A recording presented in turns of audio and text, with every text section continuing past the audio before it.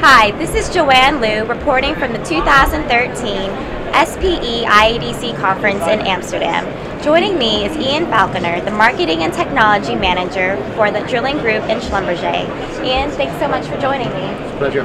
So Ian, tell us about some of the new technologies that Schlumberger is launching at the conference. Yeah, thank you. Let me introduce to you some of the key technologies that we'll be showing at the show. Starting at the drill bit, we have several innovations that we're introducing associated with polydisc crystalline diamond compact. Here we've introduced the Stinger conical element, where we've actually reshaped polycrystalline diamond compact to allow us to give us a different cutting mechanism associated with the bit.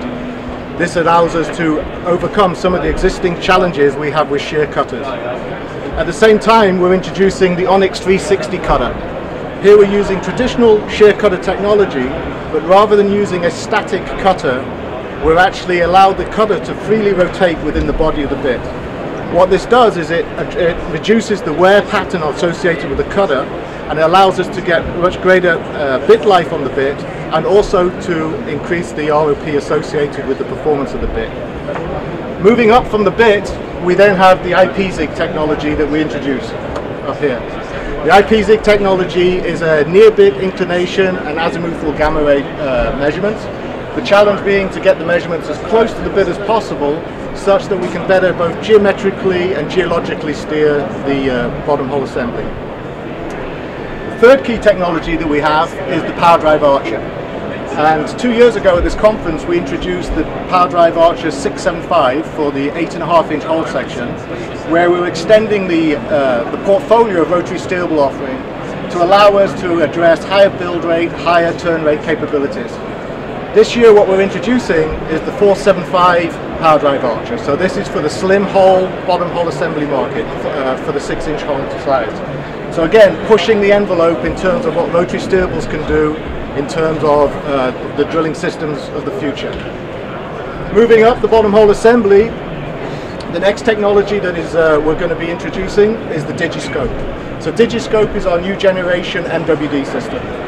As we introduce all these new technologies in terms of measurements and steering capabilities, one of the challenges we face is, do we have enough bandwidth in terms of telemetry, and do we have enough power to actually support all of these tools?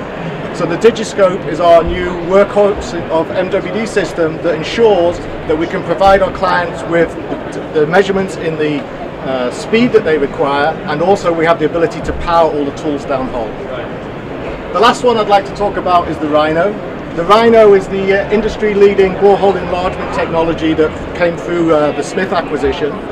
What we've done now is we've taken the Rhino technology and we've added a smart component to it. Traditionally, with a hole enlargement tool, the tool is activated by some ball dropping or RFID activation technique. The trouble with those techniques is that they require a delay time to actually respond.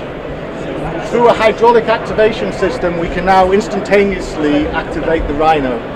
This has huge value in the deep water market, whereby we can reduce any sort of big savings associated with this type of service.